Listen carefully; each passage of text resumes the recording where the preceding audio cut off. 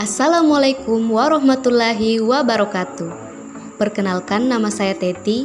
Di video ini saya akan menjelaskan mengenai keuangan internasional.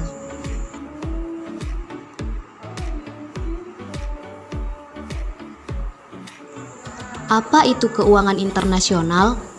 Keuangan internasional menekankan bahasan pada aktivitas perusahaan multinasional atau MNC, yaitu perusahaan-perusahaan yang terlibat dalam suatu bentuk bisnis internasional. Bisnis internasional merupakan suatu kegiatan tukar-menukar barang dan jasa yang dilakukan oleh perusahaan internasional melewati batas-batas negara. Tujuan utama dari perusahaan multinasional adalah memaksimumkan kekayaan pemegang sahamnya. Apa sih isu keuangan internasional saat ini? Dana Moneter Internasional atau IMF menyatakan ekonomi dan keuangan global saat ini mengalami krisis karena pandemi virus corona atau COVID-19 yang telah mewabah hampir ke seluruh negara dan menyebabkan ekonomi global mengalami penyusutan sebesar 3%. Di Tiongkok, kebijakan restriksi yang ketat menyebabkan aktivitas masyarakat turun tajam dan aktivitas produksi perusahaan terhenti sementara. Kondisi tersebut menekan sektor jasa yang memiliki kontribusi dominan pada PDB Tiongkok turun, mengakibatkan dampak COVID-19 makin signifikan terhadap ekonomi Tiongkok. Dampak COVID-19 bahkan lebih besar dari SARS, mengingat pada 2003 share sektor jasa terhadap ekonomi tidak terlalu signifikan, yaitu 40%, dan kontribusi ekspor terhadap perekonomian Tiongkok masih baik.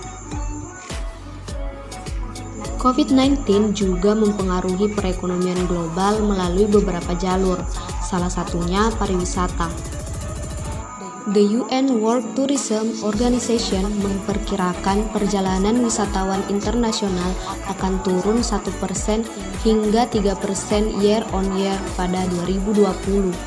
Selain itu, diperkirakan pula kedatangan wisatawan internasional ke Asia Pasifik akan turun 9% hingga 12% year on year pada 2020. Selanjutnya, kinerja saham di berbagai negara utama turun signifikan, antara lain di Italia, Denmark, Jepang, dan Amerika Serikat. Kemudian, terjadi PHK besar-besaran di beberapa negara. Pembatasan yang diterapkan di beberapa negara terkait COVID-19 mengakibatkan beberapa pabrik besar membatasi produksinya, dan bahkan beberapa pabrik di negara yang terkena dampak paling parah menghentikan produksi mereka. Penurunan jumlah produksi inilah yang memicu PHK besar-besaran dan gelombang pengangguran sulit dihindarkan, dan pastinya akan menyebabkan penurunan kemampuan ekonomi yang signifikan, terutama di negara-negara berkembang. Apa-apa saja isu keuangan internasional yang dihadapi Indonesia saat ini? Berikut penjelasannya. Yang pertama, nilai rupiah melemah tajam hingga menembus batas psikologis Rp16.000 per dolar Amerika Serikat pada akhir Maret.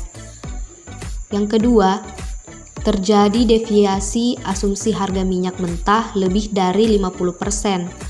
Hal ini dikarenakan harga minyak dunia yang terjun bebas dari level $60 Amerika Serikat per barel ke level di bawah $30 Amerika Serikat per barel, yang mengakibatkan APBN 2020 mendapat tekanan hebat karena asumsi makronya Indonesia crude price yang sangat terpengaruh harga minyak dunia terlanjur dipatok di angka $63 Amerika Serikat per barel.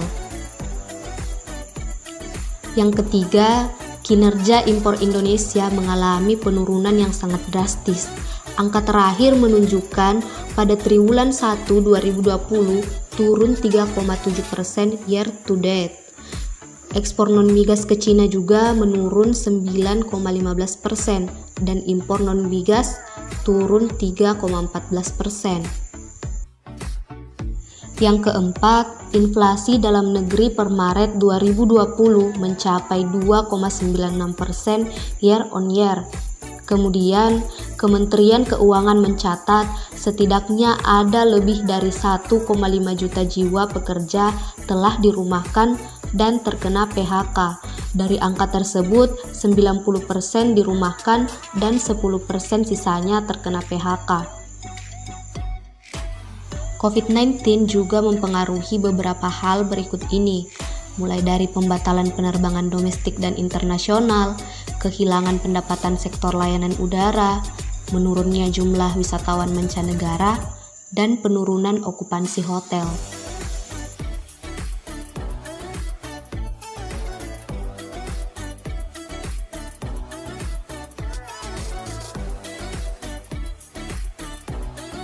Demikianlah video materi mengenai keuangan internasional.